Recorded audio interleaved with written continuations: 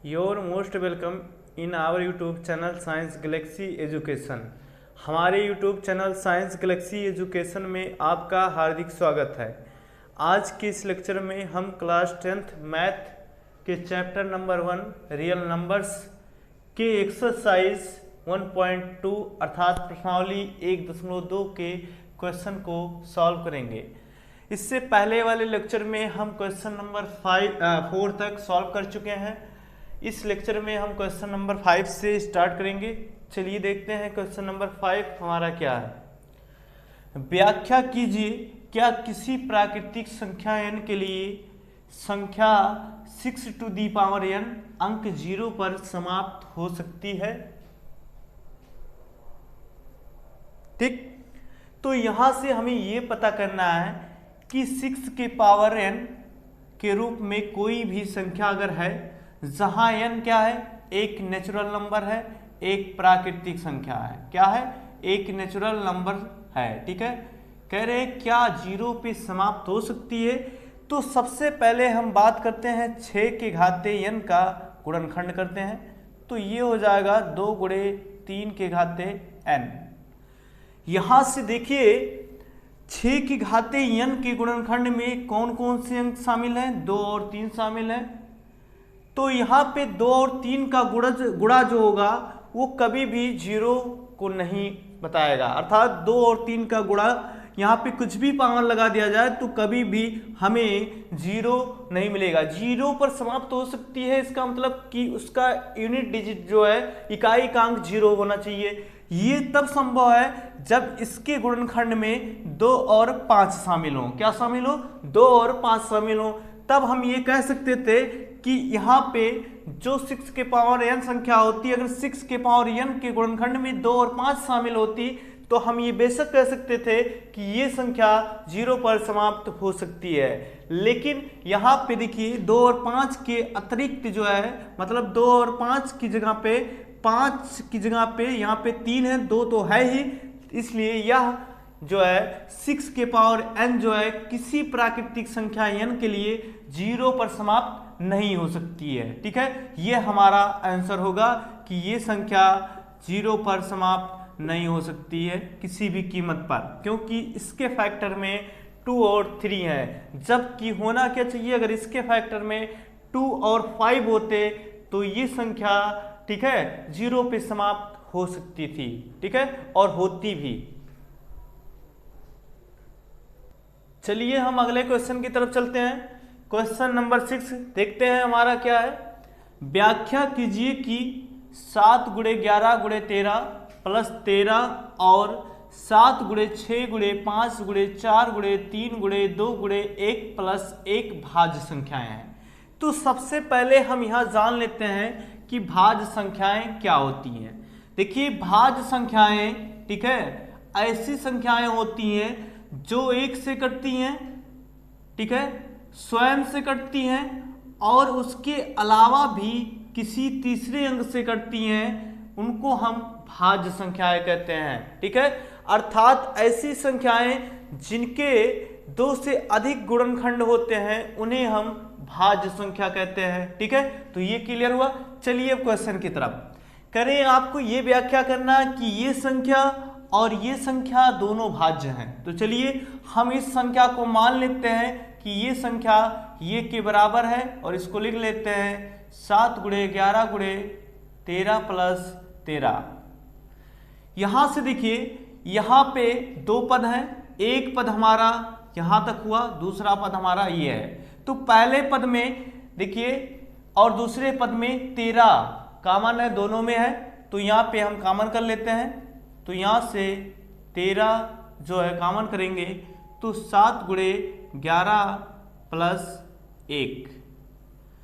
यहां से देखिए ये कोई एक संख्या है जिसका एक फैक्टर 13 है, अर्थात ये हुआ कि ये एक संख्या है, ये तो खुद से कटेगी ही और 1 से भी कटेगी, उसके अलावा अगर 13 इसका गुणनखंड है तो ये संख्या 13 से भी कटेगी। तो यहाँ पे हम ये कह सकते हैं कि जब a के 2 से अधिक फैक्टर है तो ये क्या होगी, एक भाज्य संख्या होगी। तो चलिए चूंकि 13 ए का एक गुणनखंड है,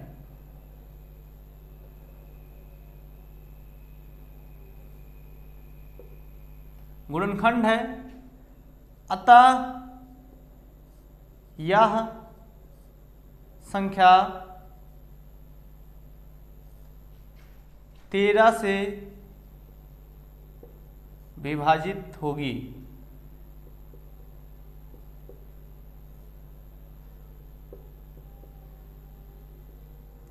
देखिए, जब ये संख्या 13 से विभाजित होगी और ये पता है कि कोई भी संख्या 1 से तो विभाजित ही होगी, स्वयं से भी विभाजित होगी, उसके अतिरिक्त वह संख्या 13 से भी विभाजित है, तो इसका मतलब कि यहाँ पे जो आपकी संख्या ये है इसके 2 से अधिक फैक्टर है, अतः स्पष्ट रूप से कह सकते हैं कि ये एक भाज्य संख्या है, अर्थात ये एक भाज्य संख्या है।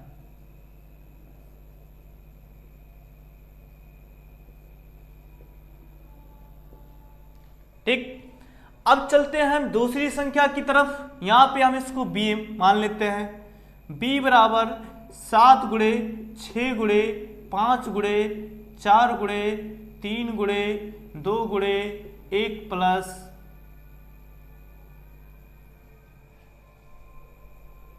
5, यहाँ पे सॉरी 5 है, यहाँ 5 कर लीजिएगा, ये 5 है। देखिए यहाँ पे ये संख्या आपकी है, यहाँ से यहाँ तक ये पूरा एक पद है और ये दूसरा पद है। 5 जो है वो दोनों में कॉमन है, तो कॉमन कर लीजिए। b बराबर 5 जब कॉमन करेंगे तो यहाँ बचेगा 7 गुणे 6 गुणे 4 गुणे 3 गुणे 2 गुणे 1 प्लस 1। यहाँ पे देखिए 5 इसका एक गुणनखंड है, तो लिखेंगे चूंकि 5 b का एक गुणनखंड है, एक गुणनखंड है, अतः b 5 से विभाजित होगी, b 5 से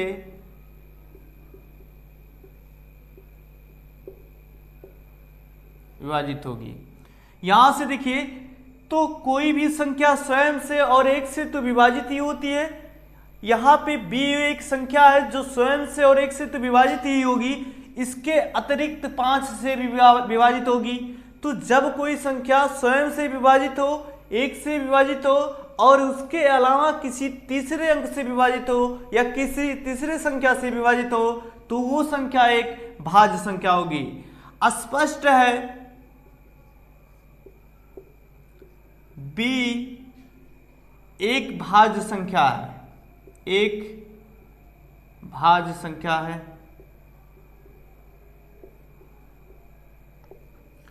यहां पे इस स्टेटमेंट को, इस कथन को ये मान लीजिए और इस कथन को या इक्वेशन नंबर फर्स्ट मान लीजिए इसको, और यहां से स्टेटमेंट या इक्वेशन नंबर सेकंड मान लीजिए। फर्स्ट और सेकंड से स्पष्ट है समीकरण 1 व 2 से स्पष्ट है कि ये और b भाज्य संख्याएं हैं, भाज्य संख्याएं हैं।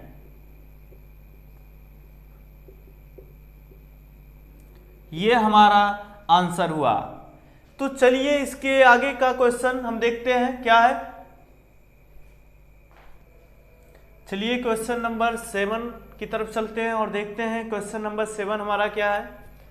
किसी खेल के मैदान के चारों ओर एक वृत्ताकार पथ है। इस मैदान का एक चक्कर लगाने में सोनिया को 18 मिनट लगते हैं। देखिए एक वृत्ताकार पथ है और सोनिया जो है जब एक चक्कर लगाती है तो उसको कितना मिनट लगते हैं? 18 मिनट लगते हैं। जबकि इसी मैदान का एक चक्कर लगाने में रवि को 12 मिनट लगते हैं। जबकि इसी मैदान का एक चक्कर लगाने में रवि को 12 मिनट लगते हैं। रवि को 12 मिनट लगते हैं एक चक्कर में, और सोनिया को 18 मिनट लगते हैं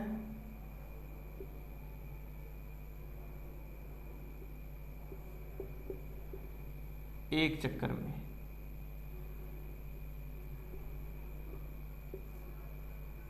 ठीक, करे मान लीजिए वे दोनों एक ही स्थान और एक ही समय पर चलना प्रारंभ करके एक ही दिशा में चलते हैं, तो कितने समय बाद वे पुनः प्रारंभिक स्थान पर मिलेंगे। ये कह रहे हैं कि मान लेते हैं कि यहां से यहां ये बिंदु है, ये बिंदु से रवि और सोनिया एक साथ एक ही दिशा में चलना प्रारंभ करें, तो कितने समय बाद वे पुनः उसी स्थान पे आके मिलेंगे। तो सबसे पहले यहाँ पे हम सर्वप्रथम क्या करेंगे, इन दोनों का जो समय लग रहा है 18 मिनट और 12 मिनट, यहाँ पे एलसीएम निकालेंगे। क्या निकालेंगे? एलसीएम निकालेंगे। तो यहाँ से देखिए, जो सोनिया को समय लगता है वो 18 मिनट लगता है और रवि को 12 मिनट, तो 18 और 12 का हम एलसीएम निकालेंगे। तो सबसे पहले क्या करिए, ये आपका सॉल्यूशन है, 18 का आप फैक्टराइज कर दीजिए। देखिए 18 का गुणनखंड करिए, 2 9 18, 3 त्रिका 9 और 3 एकम 3। यहां से फिर आप 12 का फैक्टर कर दीजिए, 12 का गुणनखंड कर दीजिए, 2 छक 12, 2 तिया 6, 3 एकम 3। अब यहां दोनों के गुणनखंड को हम लिख लेते हैं। 18 बराबर 2 गुणे 3 गुणे 3, और यहां 12 का गुणनखंड लिख लेते हैं 2 गुणे 2 गुणे 3। ठीक है, अब हम इनका एलसीएम निकालते हैं, यानी एलसीएम बराबर किसका किसका, 18 और 12 का निकाल रहे हैं। तो देखिए ये जो है किसी एक संख्या के फैक्टर में, किसी एक संख्या के गुणनखंड में 2 अधिकतम कितनी बार आया है, 2 बार, तो इसको हम लिखेंगे 2 बार।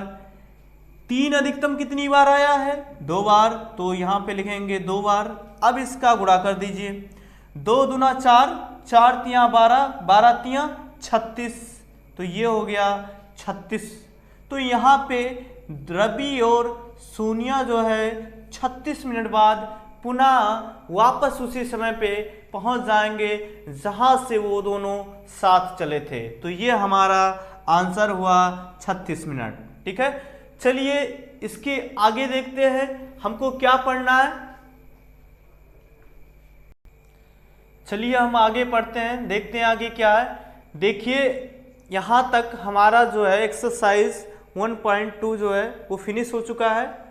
उसके बाद हम कुछ थ्योरी पोर्शन को पढ़ेंगे, उसके बाद पुनः हम एक्सरसाइज 1.3 के क्वेश्चन को सॉल्व करेंगे।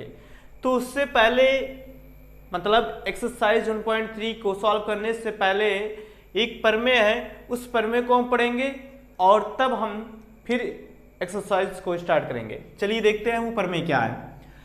यहाँ पे मान लीजिए P एक अभाज्य संख्या है, यदि P a स्क्वायर को विभाजित करती है तो P a को भी विभाजित करेगी, जहां ये एक धनात्मक पूर्णांक है। तो आपको हम बता दें कि अभाज्य संख्या क्या होती है, आपको इससे पहले भी बताया जा चुका है, एक बार पुनः रिपीट कर देते हैं। अभाज्य संख्या क्या होती है? देखिए अभाज्य संख्याएं ऐसी संख्याएं हैं जिनके केवल 2 गुणनखंड होते हैं, और वो 2 गुणनखंड कौन कौन होते हैं? वो 2 गुणनखंड, एक तो वो संख्या स्वयं होती है, दूसरी संख्या 1 होती है। तो जब किसी संख्या के 2 गुणनखंड में से एक संख्या वह स्वयं हो और एक संख्या 1 हो, तो वो संख्या अभाज्य संख्या कहलाती है। जैसे एग्जाम्पल के लिए यहाँ पे 2 3 5 ले लेते हैं, और भी संख्याएं हैं। ठीक है, तो यहाँ पे 2 जो है वो 2 से डिवाइड होगी, 1 और 1 से डिवाइड होगी। तो इस प्रकार ये हमारी अभाज्य संख्या है। चलिए देखते हैं, यहाँ पे ये एक धनात्मक पूर्णांक है। ये क्या है? एक धनात्मक पूर्णांक है, कोई भी संख्या है धनात्मक है और वो भी पूर्णांक है, ठीक है। तो एक धनात्मक पूर्णांक है, इस धनात्मक पूर्णांक का वर्ग किया गया और कह रहे हैं अगर इस धनात्मक पूर्णांक को कोई अभाज्य संख्या है, ये क्या है? एक अभाज्य संख्या है, ठीक है। एक अभाज्य संख्या p है और वो किसी धनात्मक पूर्णांक के वर्ग को विभाजित करती है, तो वो अभाज्य संख्या p जो है वो धनात्मक पूर्णांक के मूल संख्या यानी ये को भी विभाजित करेगी, यानी ये को भी विभाजित करेगी।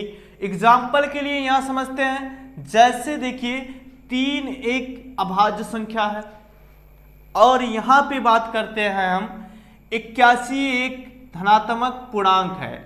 3 यहां 81 को डिवाइड कर देती है, ठीक है। तो यहां से देखिए अगर 81 का वर्ग हम 9 करें तो 81 को हम वर्ग के रूप में लिखते हैं तो 9 का वर्ग मिलेगा। तो यहां से देखिए चूंकि 3 जो है 81 को विभाजित करती थी, तो इसलिए अर्थात 3 जो है 9 स्क्वायर को विभाजित करती है, इसलिए 3 जो है वो 9 को भी विभाजित करेगी। ये हमारा प्रमेय है कि ये कोई धनात्मक पूर्णांक है और p कोई अभाज्य संख्या है।